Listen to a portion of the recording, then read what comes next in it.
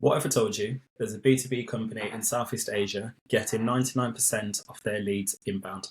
At a cost per SQL, that would make most SaaS companies cry. Welcome to Shots of Wisdom. I'm Cloud, my founder of Humble Roots Agency, where we help fintech companies map buying committees and target decision makers who actually move deals using paid media. Today, I'm talking to Jonathan Nyst, Head of Marketing at StoreHub, a cloud-based POS system serving over 18,000 merchants across Malaysia, Philippines, and Thailand. Jonathan's going to break down the four-layer funnel strategy that's driving thousands of inbound SQLs every month, how they save the equivalent of 2 full-time employees in just 3 months using AI. And I'm not just talking about hype here, he's talking about the real deal. That's actually mapping out workflow versions and why he believes that the head of social media means jack shit when you should be structuring your team around business outcomes instead. We're also diving into his POP storytelling framework, goal setting that actually works, and why being an outsider in Southeast Asia forced him to build better marketing fundamentals. Let's get straight into it. Really looking forward to this conversation, and I've just been saying to you a couple of minutes before that I really like the content that you put on LinkedIn, because I always find it makes me think, and that's the good thing when I'm on LinkedIn. I like to think, because especially now there's just so much stuff where you're just seeing the same repetitive things over and over and over again, whereas I feel like with your posts, the majority of the time it makes me stop and think, so I have to save it, come back to it, and then when I do want to throw in my 2 cents onto your post, I need at least a good 5-10 minutes so I can probably reply, think. But no, I'm really excited about having you on today. And it'd be great if you just do a short intro, who you are, what you do, a brief overview about yourself. Sure. Thanks for having me. I'm glad that some of my LinkedIn posts are cutting through the AI slop that we see more and more on social media. I think in a nutshell, I'm a Belgian guy, but I'm in KL, so Kuala Lumpur, Malaysia. I've been here for the last 9 years now, except for about 1 year back in Belgium. My background since I started working has been mainly marketing, a little bit of product as well, a little bit of change management. And to be fair, I never wanted to be a marketer. It was never in the plans for me. It just happened. And about 12, 13 years later, here I am, like looking after a fairly large marketing team for a SaaS company in Southeast Asia, where we active in multiple countries. So it's an interesting journey for sure. I think I've met a lot of people that intentionally went to university to study marketing and then ended up in marketing. I think the majority of marketeers that I know accidentally fall into marketing. So that's good to know that you're one of those as well. But when I was taking a look, I saw that you actually studied peace, security, and conflicts in uni, I believe. And then somehow, of course, ended up in marketing. Not exactly the straight path into marketing like you just mentioned, but how did you go from basically peace, security, and conflicts into marketing? What was the first role that got you into marketing? Yeah, the initial plan was to go into journalism, and I wanted to be a war photographer for a long time. And so, doing political sciences and then like a master in journalism and then a master in peace, security, and conflict was, I thought, a good idea, or would give me a better understanding of how the world works. And when I got out of uni, I tried really hard to find a job in marketing, and it just wasn't happening. I tried really hard to find a job in journalism, and it just wasn't happening. And so through people I knew and some random stuff, I ended up getting a first experience that was more in communication and marketing. And then, the next thing you know is you've got 6 months of experience. And so you can start make that experience valued. And then you're like, oh, I'm getting, I just got promoted. Am I going to go back to an entry level job now? Money is nice, I want to keep making a little bit more money. But the one thing that's been very, very consistent, I think, is I've always really enjoyed stories and storytelling in general. And so even as a kid, when I was like 6, 7, I would write short stories. And then when I picked up photography, it was like a way for me to express some of these stories as well, a different way. And then when I was at uni, I never went to classes. And so I wrote a novel like for 2 months and a half, when I was at home, and I was like in the zone for 2 months and a half, like writing 600 pages. And so, that storytelling, I think, is still something that's very useful, even in marketing. And even today, like, it's something that I obsess over every piece of storytelling, whether it's a WhatsApp message we're sending to like potential customers or long deck that I'm presenting to my boss. Like, there's always a big piece of storytelling involved for me. And then, just touching on the storytelling side of it, if you could give me like actual practical and the tactical side of it, what's your approach like in your day-to-day role? How do you really go about making sure that storytelling is almost implemented and infused into everything? Yeah, so I always say that in marketing, our goal is to help people make emotional decisions that they're going to be able to justify with logic and arguments and data and stuff like that. But essentially, we're all very emotional beings. And I'm fairly convinced that every decision that we make are primarily emotional. And so the one framework I keep going back to for everything is called the POP framework. So it's problem, opportunity, practical steps, and promise.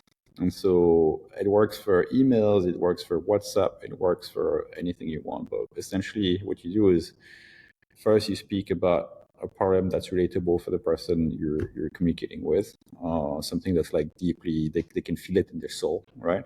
And then once you hook them up with that first problem, then you present, hey, but what if there was a different way to do this? And then you present the opportunity. And then you present the practical step. Oh, like, does that opportunity sound good? Here are the practical steps on how you can get this. And if you do that, this is the promise for you. And so using that POP framework for ads, short ads, as I was saying, WhatsApp messages, emails, and everything, it's super simple. Once you start practicing it, you'll see like, you bring people up and down and up and down. So it's an emotional journey, but that's really powerful in marketing in general. No, that sounds like a good framework, which I'll definitely be meaning to test myself as well.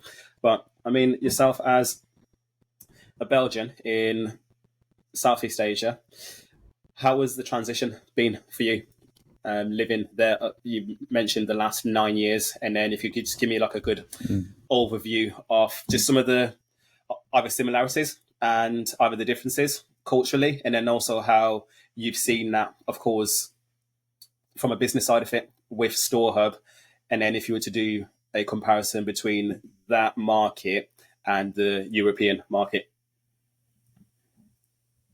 I think the good thing about being a white guy, or like, like I'm a quarter brown, I don't know if you can see it, but white guy in Southeast Asia is I never had any assumptions that I knew anything about our target market. And so I've always had to do a lot of work to try and understand the dynamics, the emotional triggers, how people function, the cultural nuances and everything.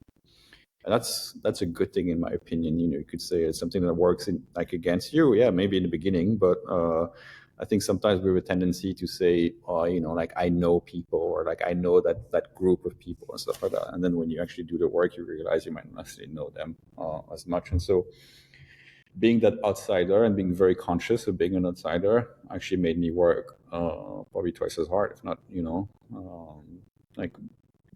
just to make sure that I would catch up, basically, and I would really understand the nuances that are not visible at all when you first get into the region. And so even now, like when I look at some of the markets that we're working, whether it's Thailand, whether it's the Philippines, whether it's Malaysia, you need a hyper-local approach to marketing in general. And so I'll give you a practical example when it comes to ads, for instance, first StoreHub in Malaysia. Whether you are advertising in English or in Chinese or in Malay, and whether you're advertising for one of the big cities or one of the tier 2 cities or tier 3 cities, like all these require like a hyper-local approach, subtle nuances, differences in language, differences in the way you approach some of the pain points that people might be experiencing, So like if you're advertising for someone who's in Johor, who's right next to Singapore, they have different issues than people who are in the capital, And so you need to like really focus on that hyper-localization.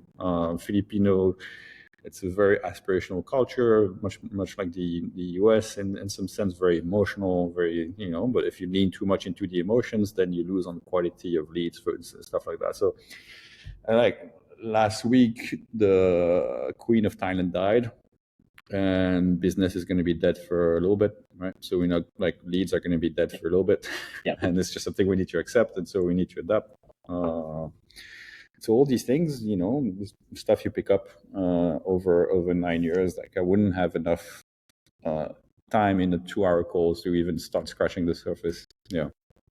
No, that's really insightful, because I think one of the biggest things that you touched on was the pre-assumptions that we have normally as people anyway, is a simple fact that, I see it and I hear it so many times on calls every single week, where people either discussing something, either paid campaign, whatever it is, and then they say, well, I do this, so the assumption is that everyone else does the same thing as me.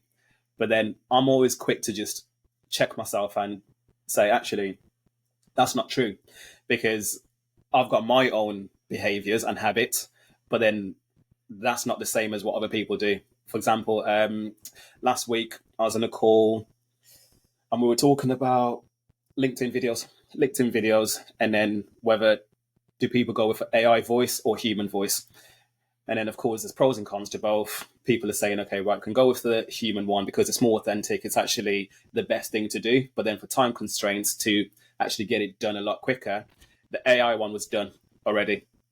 And personally, I'm always off the let's test, because I've got assumptions, but then let's put it out to the market and then get actual data and feedback. So whereas then other people on the call were like, actually, I think I do this, so we should be doing this. And I was like, yeah, but that's wrong. You're only one person and we can't generalize based off you only. So I think that's very accurate what you said about just you being a white man where you are is a great advantage, because it takes away all of your assumptions about, well, I do it this way, so it must be correct over here, when it isn't. Yeah, for sure. And when I moved back to Belgium for like a little more than a year, I brought that same mentality back. Right, I was like, actually, and I've been gone for a number of years as well, so there's a lot of things that might have changed and stuff like that. And so I was like, I just need to put in the work to understand what moves people, what's their trigger and stuff like that. I didn't have any assumption, and so that I think that played in my favor, at least in the marketing role, even going back to Belgium. And so now it's a mindset that I try to keep having, regardless of what work I'm in or what I need to do in general. No, I agree. And to be honest, obviously, personally, as a black guy in a lot of corporate spaces, shall I say, I've always just took it as a competitive advantage because in some or most of the rooms that I'm in, I'm potentially 1 or 2 or 3 of the only black people in that room. So I see that as a great competitive advantage, because it just means that if I add value and input to the conversation and the discussion, the likelihood of me being more memorable is 10x than someone else, is the way that I see it.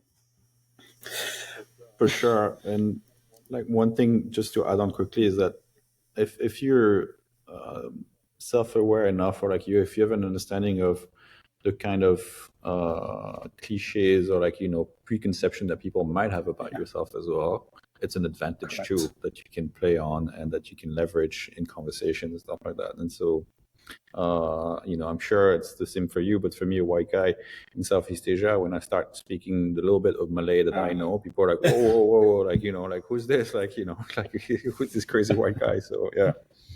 Correct.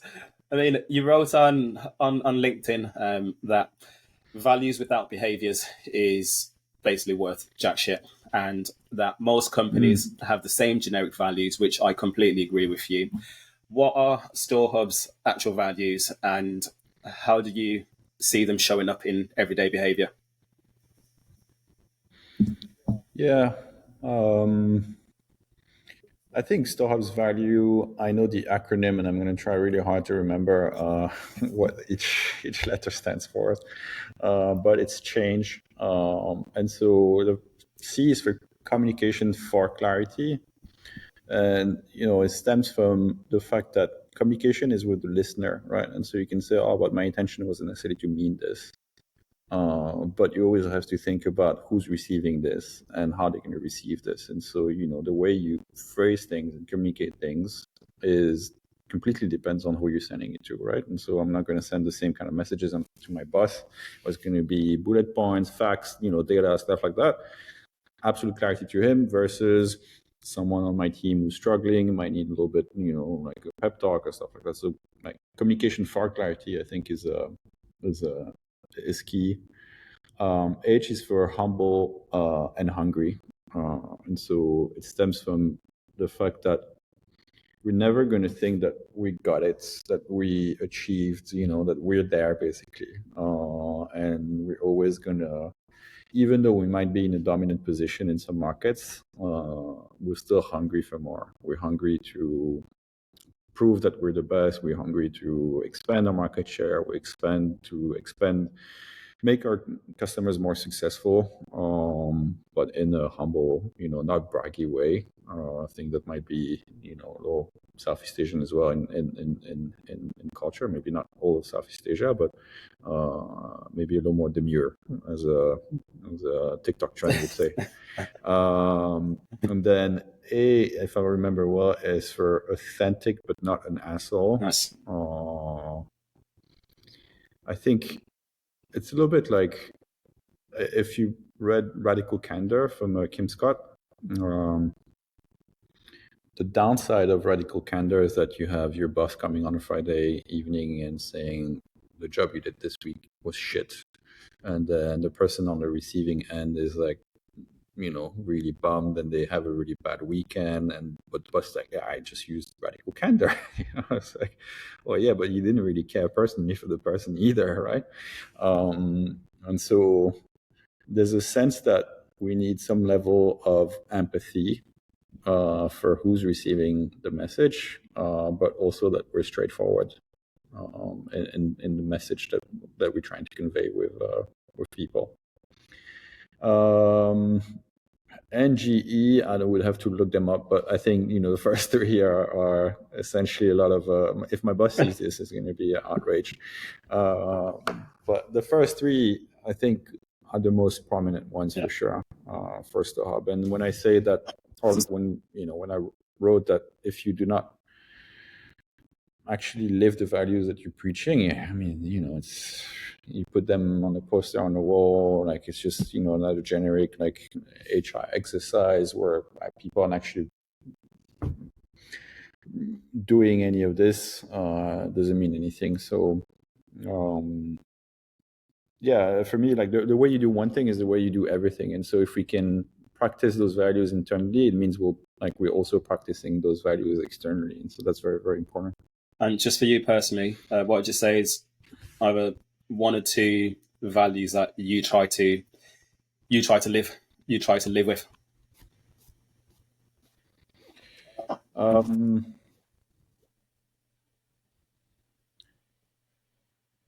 For me, something I've been really working on this year in particular is I'm trying to detach myself from hypothetical futures, which I think is a little bit counterintuitive to the modern world, where you work for a month and then you get your salary, and so you just like this delayed gratification. But I tend to worry and have anxiety around negative potential future, which prevents me from actually fully showing up in the moment, either for my family, for my kids, or even at work, because I'm like, if this happens and this is going to happen and the world's going to end, and it like does round and round in my head. And so like one value that I'm really, really trying to live is like purpose. I have a very clear purpose for myself, whether it's at home and at work, and it's not fully separate. And I try and live that purpose on the day to day, rather than trying to think about trying to think that I deserve some kind of outcome.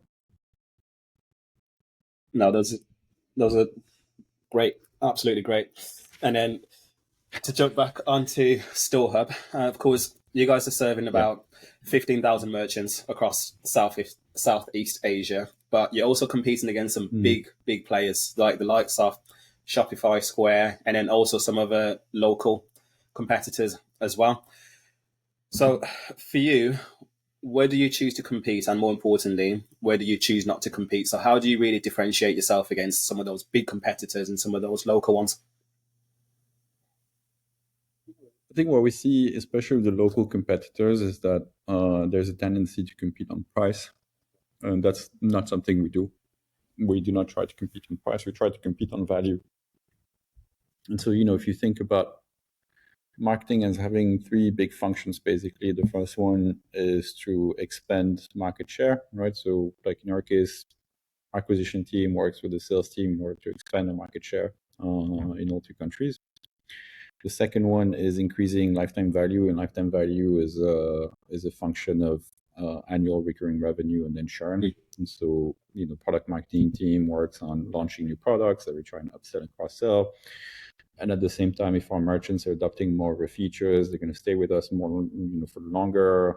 Churn is going to go down, lifetime value is going to go up, and all these things. So product marketing, together with customer success teams and everything. And then the third one would be what people call branding, but that I call perceived value, which is basically the emotional connection that your target market has with your brand, right? If you think of a BMW, you think like, wow, so youthful, like, sports and everything. Let me pay $80,000 for a BMW, and it actually costs like maybe $40,000 to produce, and there's $40,000 of pure like emotional margin almost, right? And what we're trying to do on our side is, yes, to expand our market share as much as possible, to make sure that we have healthy margins, but also that the value we're delivering at every stage of the funnel, which is pre-sales, during sales, and after sales, like that whole complete experience is packed with value for merchants, and that they see the value that we bring every step of the way, not just because we're trying to really push hard for us to sell them something, but that they see that we actually understand their business, that what we're building is, like really tailored for them. It's going to make their life easier. It's going to help them save a lot of money. And so that's the position that we have. Like, we're not going for super cheap. We don't have a Walmart positioning where we're going super cheap, super low margins, but super wide market. Like we're trying to do 2 things at the same time, which is not easy, but expand market share and then increase lifetime value. But I think the great thing is that in Southeast Asia, there's not one dominant player like in the US. For instance, in the US, you would have like Toast, for instance. In Southeast Asia, in Malaysia, StoreHub is number 1. In Philippines, we're on our way to become number 1. In Thailand, we operate in a more niche market where the positioning is slightly different. But yeah, we're very, very self-aware of the fact that we're not playing a race to the bottom in terms of pricing. Yeah, I think one of the things that really, I think, excites me and I find really interesting about StoreHub is you're essentially selling something that's extremely tech savvy to people that are not as tech savvy as yourself. So for me, from a messaging and positioning side of it, that's very exciting, because it's like, okay, right, how do you then take that, position it and message it in a way that they can relate to on a day-to-day basis? So what are some of the things, and how do you approach that to make sure that you're not just talking at a high tech savvy communication that it just goes over people's heads? Because some of these people just either own their restaurants and really they don't really care about the tech. They just want to know, does it work? What does it do? What do I get off it? So how do you go about approaching your messaging when you're communicating with them? Yeah, I think the tendency in marketing, and maybe in B2B marketing sometimes, is to really talk about features rather than talking about outcomes, And so that's something that we're very self-conscious about, especially in marketing, is we understand that our target market, for the most part, is small business owners. And these people pour their life into this small business of them or theirs. It's everything they have. It's a dream to have a better life for their children, to maybe take over the business from their parents and try and make it more modern and everything. And so I think that's something that we constantly need to remind ourselves. Is like, let's cut the bullshit on cloud-based, blah blah blah. It's like, what does cloud-based mean? It means that like wherever you are, you always be able to see what's happening at your at your shop, and so you can finally take holidays. You can go on holiday because you'll be able to be on your phone and be like, this is what's happening at my shop. And so being able to equate or like relate those tangible features through the dreams and hopes and feelings and emotions that people have around some of these features, like in terms of outcomes, is really, really key. And the way we market, if you look at social media, we advertise or we position ourselves almost like a B2C brand in terms of content. And at the same time, we're a B2B company. But if I think in terms of skills, like, and every month it's thousands of sales qualified leads that we acquire at a cost per sales qualified lead that's unlike anything you would usually see in a B2B environment, right?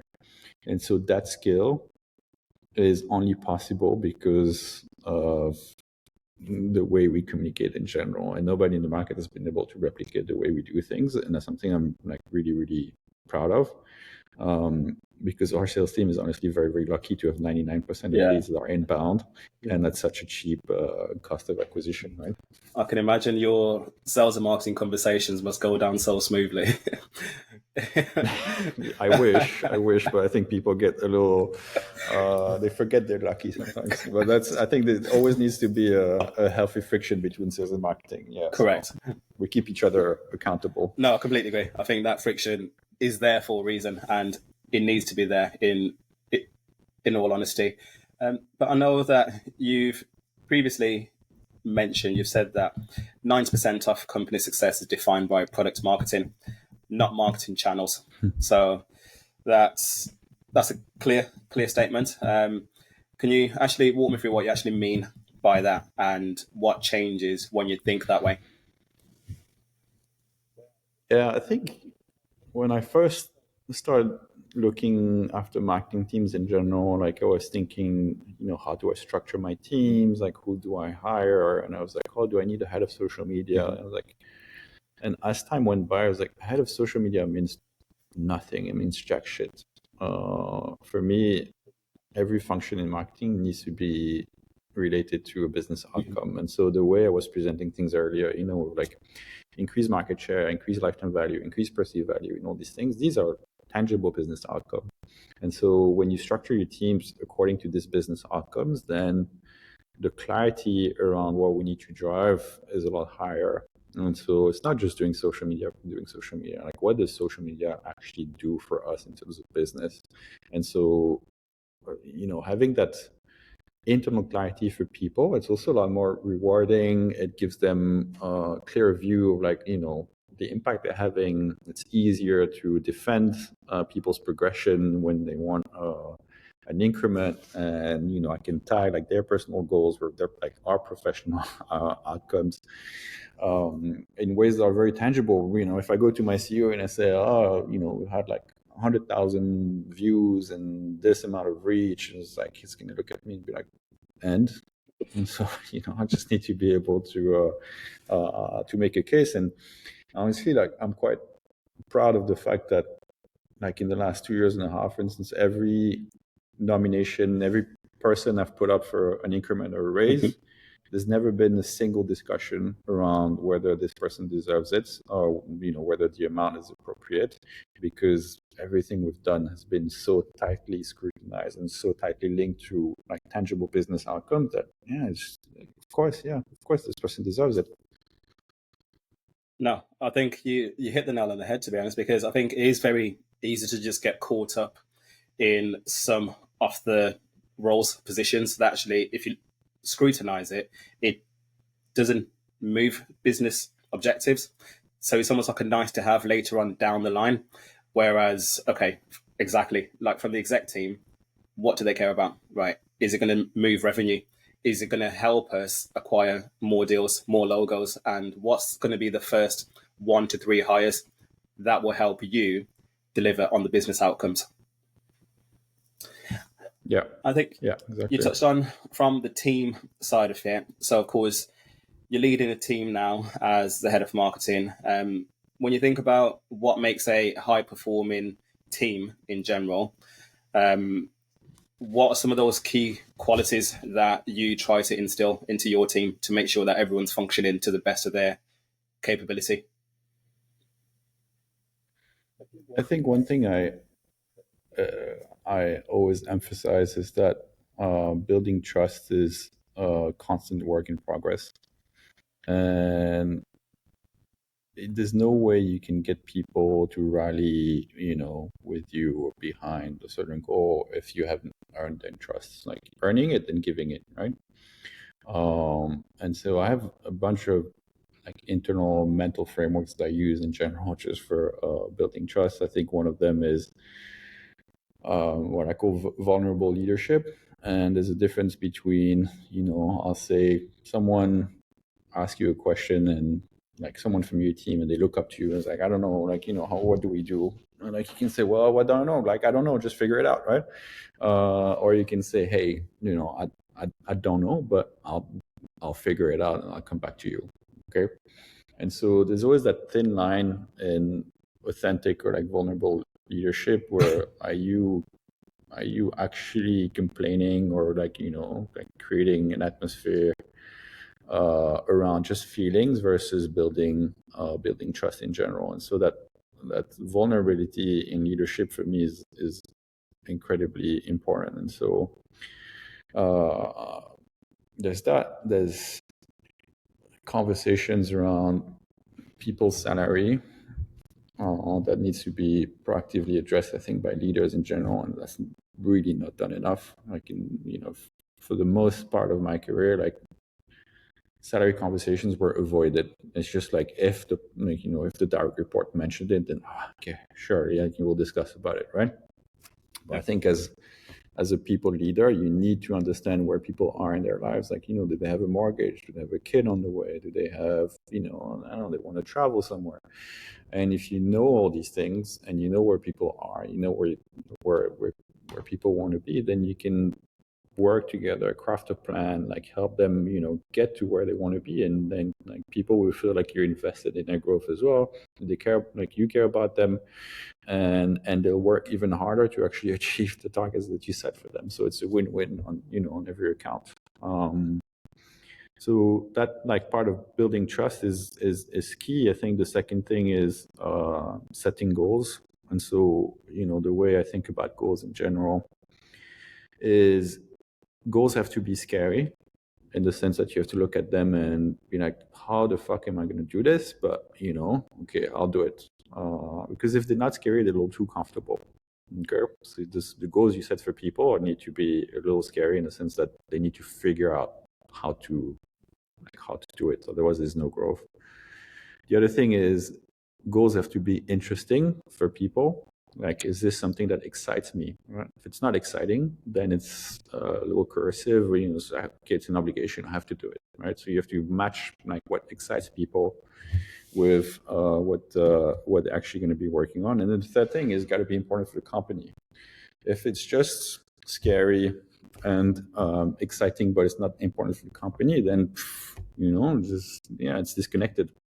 It's disconnected from the broader vision. So if you can make a goal scary, exciting, and important for the company, set those goals for people, then you have a path for like people to actually be engaged and really try and perform as much as possible, especially if you link it back to the building trust. And then the last part is coaching. And coaching is really about bringing people up, in my opinion. And the way I think about coaching in general is like different people at different levels need different type of coaching. Not one type of coaching for everyone. But if you have a junior coming in, probably highly motivated, right? But they need to get the basics right of like attention to detail, being able to communicate proactively and all these things, right? So they need to be able to do a task. You give them a task and you need to be able to trust them with a task. And then it's like, okay, can I trust you with a problem now? Yeah, so problem is a set of tasks that you have to accomplish in order to solve that problem. But I'm just going to give you the problem, and then I'm going to trust you to figure out all the tasks to solve that problem. And then can I trust you to work together with other people to solve a problem, which is another layer where you add interpersonal relationships. And then you get to the point where like, can I trust you to inspire others to solve the right problems? So different people at different stages need different type of coaching. And so I think leadership in general needs to be adaptable. I think I remember, I think it's probably like a couple of weeks ago, maybe last month, I remember seeing the post that you put out about the salary conversation. And I think I dropped my 2 cents on there because I completely agree with that. I've been in situations where I've either asked for a pay rise or I've had people ask for a pay rise. And in all honesty, I think probably like 8 years ago, I made a checklist for myself about things I wanted to experience just professionally. I wanted to ask for a pay rise. I wanted to get a pay rise, but then I wanted to ask for a pay rise, and then I wanted not to get a pay rise, just so I can see what the differences are and then what I can learn and take away from it. But I just think as leaders, you should encourage your team to want to have the difficult conversations with you. But then that stems back from what you said around building the trust and the environment that they know they can approach you and have the conversation, because it is definitely starting with knowing your team and understanding them, saying, okay, right, yeah, I've got a junior person, they're coming in, they're maybe 20, this is what they care about. Maybe they're young, they care about going out. But then if that person's then 25 later on, priorities change. The life is completely different. Maybe at that point, they want to start having a family. Okay, so as their life progresses, people want to earn more, and they should earn more as well. It's not just the fact that they want to, they deserve to earn more if they're delivering work at a higher rate. So things need to be put in place for clear progression and then clear pay promotions as well. So I think the more comfortable your team are having those conversations, the better it is for everyone, and not just yourself. But then that's how you keep good people as well, by having those conversations, because they build trust in you. Yeah, for sure. I mean, let's talk about basically what's working right now across all channels, paid, organic content, whichever one. What's actually driving the most qualified pipeline for you at StoreHub? I think the way we set up our funnel is working really well for us, and I don't think I'm necessarily gonna, divulge any big secret here. But the way we think about things is that on social and organic, what we try and do is to put up content that's genuinely helpful for our target markets, right? So stuff that can resonate or that they can relate to in a sense. And so that's kind of our first layer. And our assumption is that, for instance, if you spend if you watch 75% of a video that's 3 minutes long, it's because there's a decent chance that you might be within the target market that we're looking after, right? And so what we do is, our first layer is our top of funnel. This is where we gather as much signals as possible, sending people to website, understanding, what's the scroll depth on the website, how much time they're spending, looking at videos, are they interacting with videos, commenting, liking, whatever it is, different quality signals for different types of ads. And then the next layer is a lookalike layer for us. And so, in that lookalike layer, we assume that people have an understanding of what a POS is, but they might have one, but the one that they have might not necessarily be the best for them. And so what we're trying to highlight is how StoreHub is, basically the best choice of POS for them. And at that level, we either try to already capture leads if possible, or we also capture more like intent and signals in terms of video views or driving people to websites and stuff like that. And then the third level is where the remarketing happens. And so all the signals we've built on the first and second level, everyone's remarketed to on that third level with a message that's basically more pricing or promotion driven, right? So at this stage, we think that people know what a POS is. They know they might not necessarily be happy with the POS, or there might be a better POS system out there. And so what we're trying to do is like push them to act. And so that's pure lead form, whether it's on website or instant lead form on social and stuff like that. And then the last layer is like another layer of remarketing, but like it's more if you've opened the lead form, started filling it up, but didn't finish, or we retarget you and stuff like that. Or like for very short periods of time, there's a seasonal promo, it's the end of the month, we really need to try and drive like a lot of volume, then we'll be more aggressive with a last layer of remarketing. But I think that approach of like matching where people are with the content that we're showing and then the action that we're actually tracking, or like, you know, we're trying to get people to do is very key to our success. And so, yeah, like in summary, the first layer is like, I might not even know what a POS is, or that I have a problem if I don't have a POS. And so we'll create content match to that. I know what a POS is, but I do not necessarily know StoreHub, or like, you know, why StoreHub is better. And then third one is like, okay, I know what StoreHub is. Now, can you tell me why you might be the best? And then the fourth one is like, okay, I'm convinced. I just need a little push, like, you know, give me like a little price discount, and then I'll be right there with you. I think it'd be crazy of me not to ask you about AI whilst I've got you on, because I know that you're basically going through it at the moment with just figuring out, questioning exactly where AI fits, and everyone's talking about AI at the moment. So in marketing in general, you've been talking about it as well. Where do you think AI is currently adding value, personally within your marketing stack versus where it's just basically noise and hype? If you had asked me 3 months ago, I would probably have given you a different answer, and probably in 3 months I might give you a different answer as well.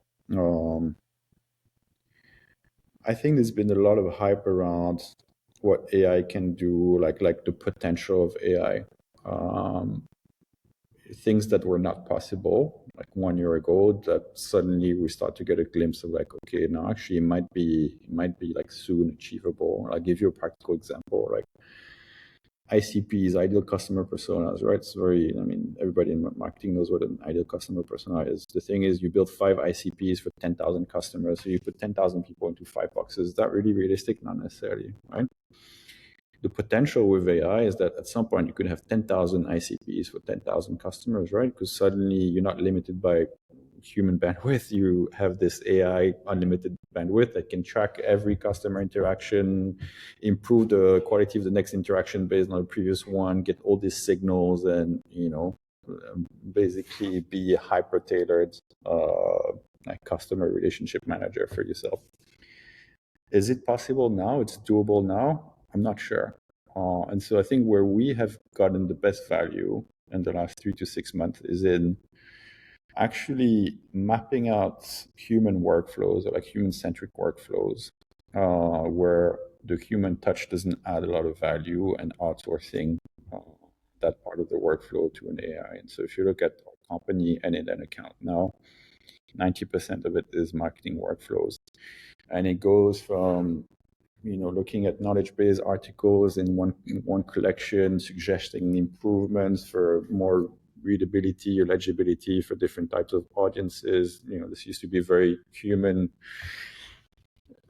intense process of having to read and then think about it. Now there's an AI that does like all the first draft for us, and there's a human in the loop that goes and reviews and, you know, makes sense, make sure it makes sense.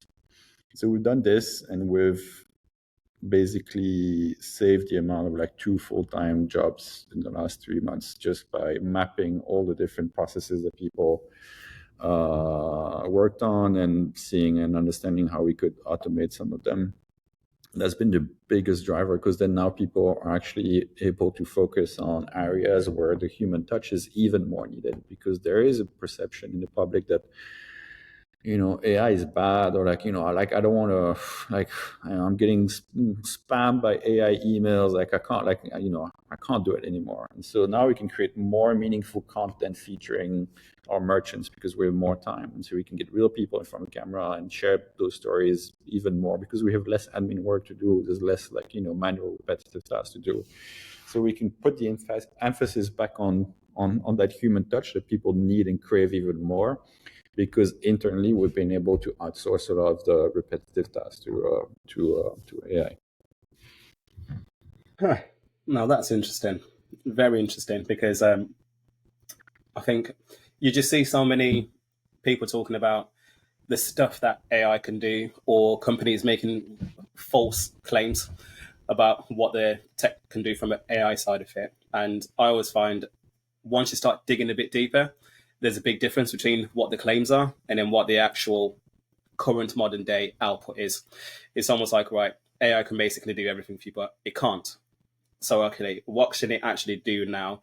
And I think more than most people, I love testing new tech. So I always want to get my hands on it, test it, play around with it. Whereas I think there's some people, of course, who, like you said, will treat this as, oh, maybe it's not safe, maybe it's scammy, maybe it's going to take our jobs. Is the crazy thing that's going on at the moment. But I think from what you've mentioned around, you've managed to save 2 days.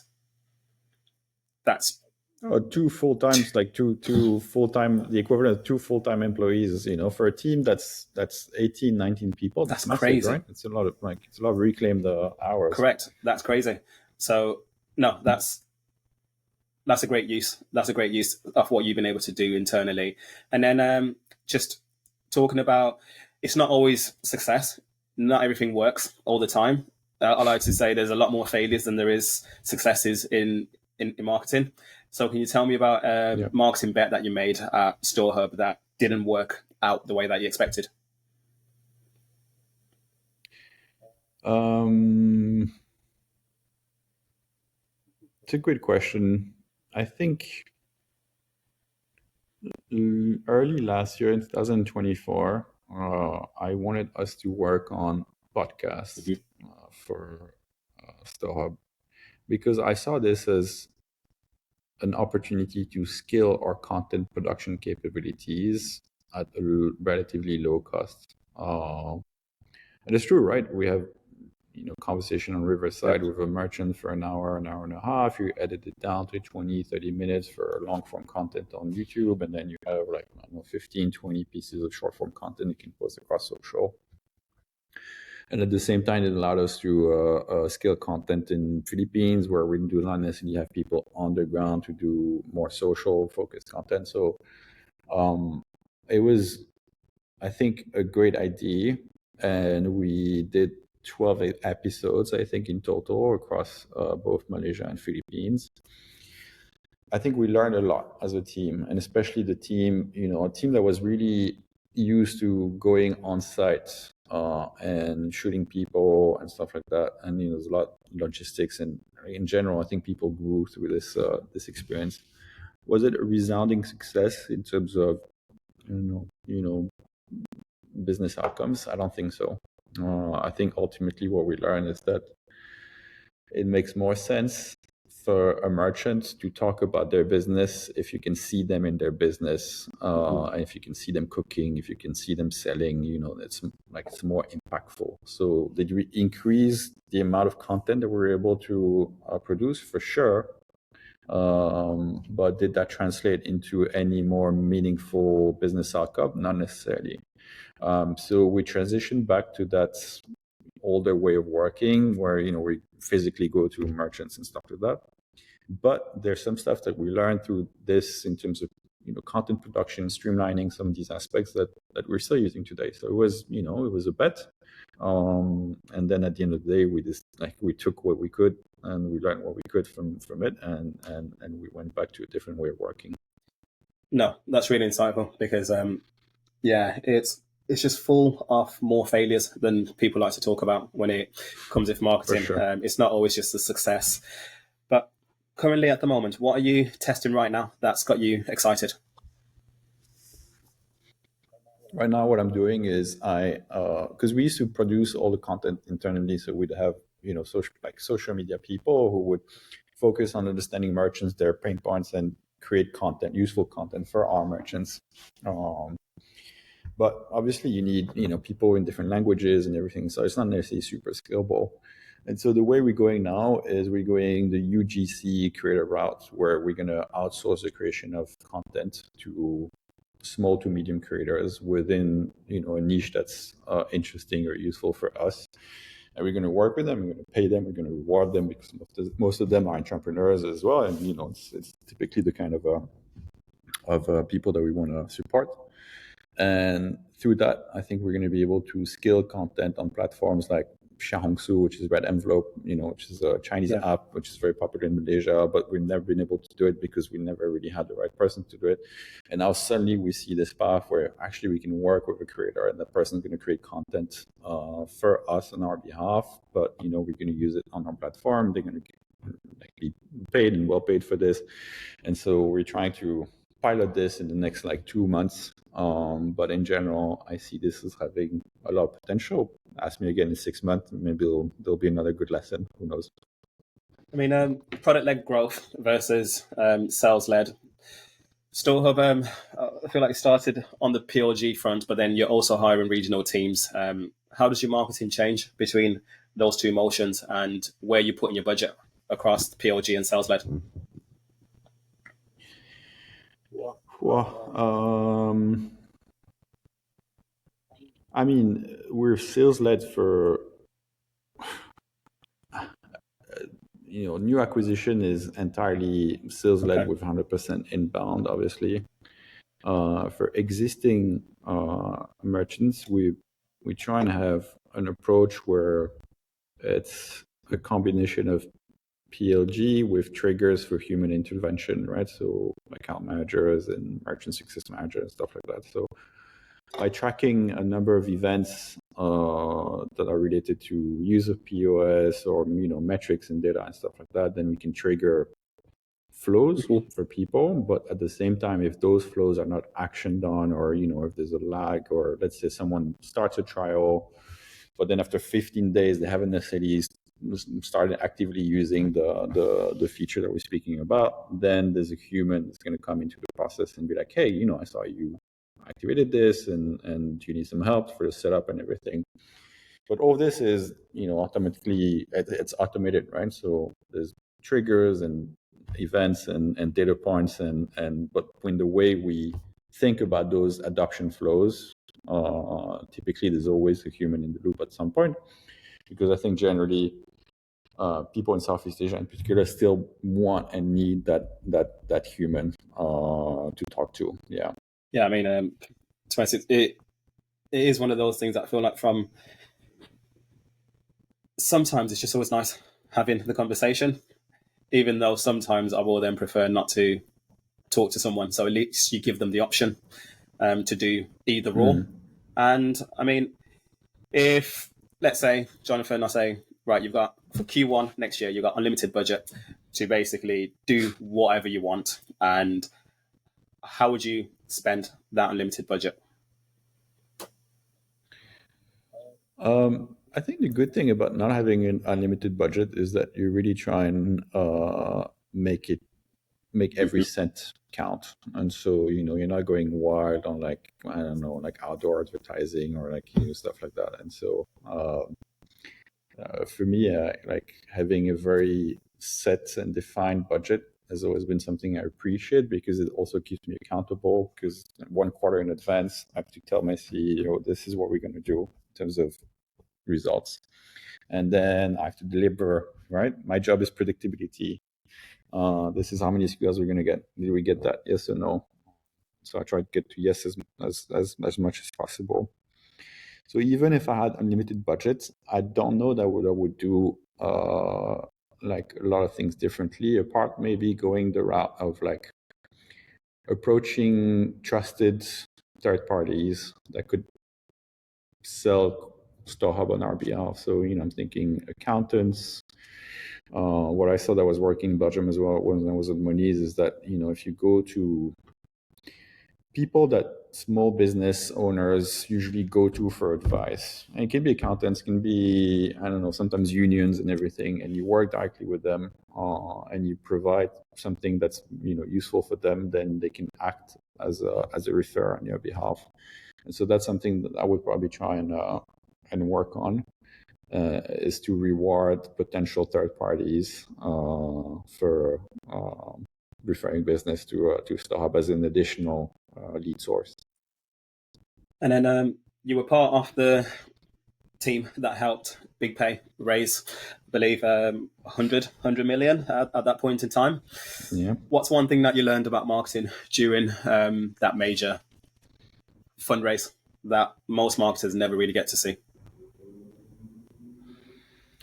I think if you get a really good investor interested in your business, they're going to ask you a million questions that eventually are going to make you a better company and a better marketing team.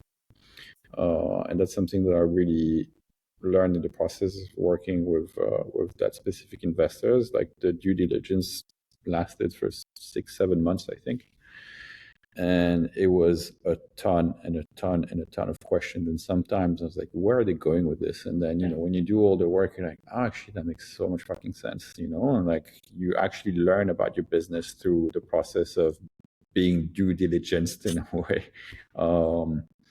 And so that's something that's from a mental, physical health perspective is not something I recommend to like for everyone, because it was very taxing, especially with a new kid. But definitely super helpful in terms of like taking a step back, trying to see the bigger picture, and then learning about your business. No, that sounds like a great experience that in hindsight is more fun than what it was in the moment when you're going through it. Hindsight is good. Yeah, for sure. And then who's someone in B2B marketing that more people should know about? Someone either doing something different that's actually working, or someone that's making people question stuff or think differently? Someone I've always wanted to meet is April Dunford, because she's the goat of product marketing. So if I could ever grab coffee with her, I think it would be bucket list. Other than that, I'll mention two people. First is the person who hired me at StoreHub because she wanted me to replace her at StoreHub. Her name is Cinch, and she's the most incredible, well-rounded marketer I've ever seen. So she could be a one-person marketing team and do everything at such a high level of competency and standard that it's disgusting. And so, having had the chance to work with her now, I've seen it up close. She's unbelievable. She doesn't want to do marketing anymore for now, maybe in the future. But I've learned so much from her. And then on the B2C side, there's this super app in Malaysia. It's called Grab. And Grab is like Uber plus, so many different other apps combined. And their CMO is called Cheryl Go. And she was there at the beginning. She's still there. And so she grew this thing from small startup in Malaysia to this giant super app across all Southeast Asia. And so to have the kind of skills and capacity to still be relevant from a team of nobody and to a team of hundreds of people in marketing across so many different regions, I find it very, very inspiring. I don't think I could do this. I'm good for teams or of a specific size with a specific revenue. If it goes under or above, I'm not your guy. So yeah. No, so I'm familiar with April Dunford, and I got one of her books here. I really love just her take on positioning and just messaging. But I'll definitely check out the other two that you mentioned. And then just really, as last question is, where do you think B2B SaaS is really going? Probably a difficult question because it changes so fast, but where do you see really going in the 18 months, and what's changing that people aren't paying attention to at the moment? I think B2B in general and B2B SaaS is no different, is going to be leveraging creators more in the way that we traditionally think is only for B2C. And so that's why I'm making this big bet right now, at StoreHub, because that's something I fundamentally believe is that it's not scalable for there's two things. A is that people are tired about the same type of advertising and content and stuff like that. And so, if you're in B2B, given the amount of content is like produced, and we're producing more and more and sending more and more emails, like it's going to be even harder to cut through the noise. And yeah, so the second thing is that it's becoming relatively easier to launch B2B companies across different geographies. If you want to scale content, you cannot rely on hiring more people. And so that's why I think the route of relying on creator and like that creator economy is something that B2B companies need to embrace sooner rather than later, because it makes so much sense in terms of audience cross-pollination, in terms of efficiency of content production, localization, and all these things. I agree. I think definitely creator economy will definitely be a big shift in B2B over the coming maybe 12 to 36 months. It's hard to tell exactly when, but and to be honest, I think the more that it's used and leveraged, the better it will be for companies. Yeah. No, well, sure. Jonathan, thank you very much for taking your time to speak with me. I've absolutely enjoyed the conversation, and I've just learned a lot just from the past hour that we're having the discussion. Is there anything that you're doing at the moment that you'd like people to be aware of? And then also, where can people find you? You can definitely find me on LinkedIn, which is where I'm the most active. And if you're really curious, you can go on Instagram and look for Synth Sloth. I'm sorry if my English accent is not the best, but it's an Instagram account where I share my musings in terms of AI generated short movies or reels and stuff like that. So everything on that account is pure AI, from images to voices and everything. And it's just something I've been doing whenever I can, and it's a bit of a creative outlet. I'll check it out. I'll definitely have a look. Okay. No. Don't judge me if you see some weird stuff on there. Yeah, it's I need to let it out sometimes. That's all good. Instagram and LinkedIn, two different people. Yeah, exactly. Right. Thank you, Jonathan. Thank you so much as well for your time and for inviting me. No, of course. To Jonathan for breaking down what's actually working right now for them at StoreHub. I mean, that fourth layer funnel strategy is something every B2B marketer should be thinking about. And the AI workflow that he covered on the podcast, that approach, I mean, that's honestly, personally, one of the best practical AI use cases that I've heard in a long time. And if you've got any value from the conversation, do me a favor, like the video or like the audio wherever you're listening to it. Subscribe to Shots of Wisdom wherever you're listening to it. And we drop a new episode every month with CMOs, VPs, heads of marketing, growth leaders who are actually moving the needle in B2B. And then you can find Jonathan on LinkedIn. I'll drop his profile in the notes, and StoreHub's website as well, if you want to check those guys out.